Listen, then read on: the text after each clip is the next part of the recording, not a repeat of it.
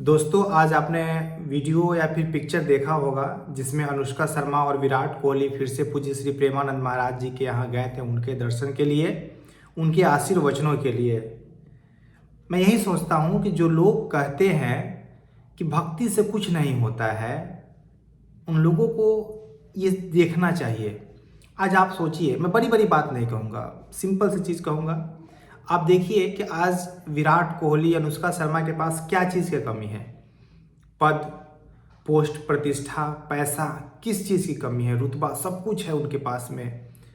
इस मतलब जो आज के डेट में एक क्लासिफिकेशन होता है, एक डिफिनीशन होता है बड़े इंसान का, बड़ा आदमी का, वो सब कुछ है उनके पास में। इसके बावजूद अगर विराट कोहली, अनुष्का शर्मा तीन बार जा रहे हैं महाराज जी के पास में, फॉरगेट द महाराज जी, वो धर्म से जुड़ रहे हैं, ये इस बात का गवाह है कि कुछ तो मिलता है दोस्त, जो इन भौतिक चीज़ों से अलग है।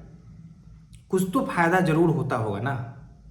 वरना देखिए, एक तो होता है कि मिडिल क्लास को या फिर जो गरीब लोग जो लाइनों में खड़े रहते हैं किसी धर्म क्षेत्र में, किसी मंदिरों के बाहर, तो लोग बोलते हैं अरे गरीब है, पढ़ा लिखा नहीं है, इसीलिए धर्म और आडंबर के चक्कर में पड़ा हुआ है।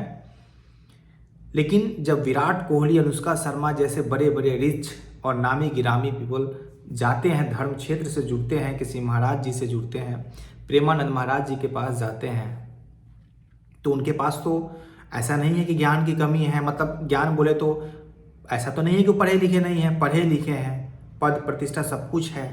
एक पढ़ा लिखा इंसान होने के बावजूद वो जाते हैं, तब तो आप ये नहीं कह सकते हैं ना क्या अनपढ़ गंवार है इसलिए जा रहा है। कुछ जरूर मिलता है तभी जाते हैं यार, और एक बार नहीं, तीन बार। और आपने देखा होगा ठंड के मौसम में जाते हैं वो हर एक, क्योंकि शायद उन लोगों ने कुछ ऐसा अपना कमिटमेंट किया होगा, खुद से प्रॉमिस किया होगा। महाराज जी स्वयं कहते हैं कि जब आपकी बैटरी जो है ना, वो जब वो ये होने लगे, कम होने लगे, तो रिचार्ज करने के लिए वृंदावन आ जाया कीजिए।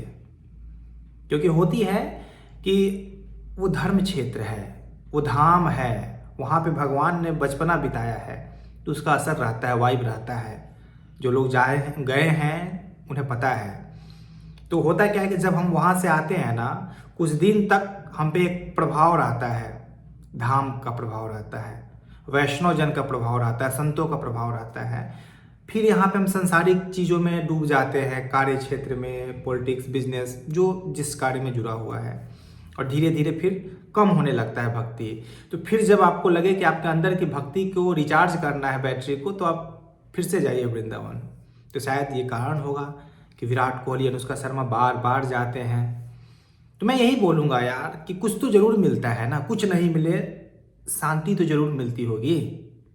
क्योंकि आज के डेट में उनके पास सब कुछ है ना, तो सिर्फ शांति, आई थिंक शांति के लिए जाते होंगे, आत्म शांति के लिए जाते होंगे। क्योंकि बहुत लोगों को भगवत प्राप्ति और ये चीज़ें बहुत बड़ी लगेगी, तो चलो आप उस पर मत जाइए, लेकिन कुछ ना तो कुछ तो मिलता होगा, शांति मिलती होगी, पीस मिलता होगा।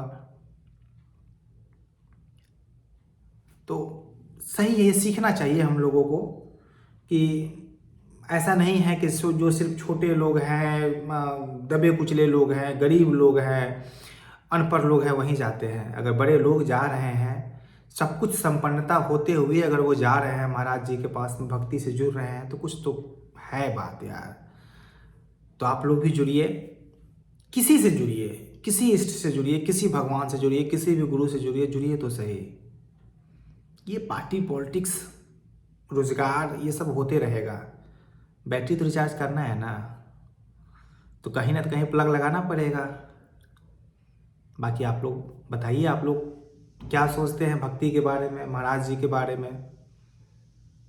कभी करिए, मज़ा आता है यार, इसकी अपनी रंग है, हर रंग में डूबना चाहिए। और ये तो प्रभु का रंग है, भगवान का रंग है, डूबिए ना अभी।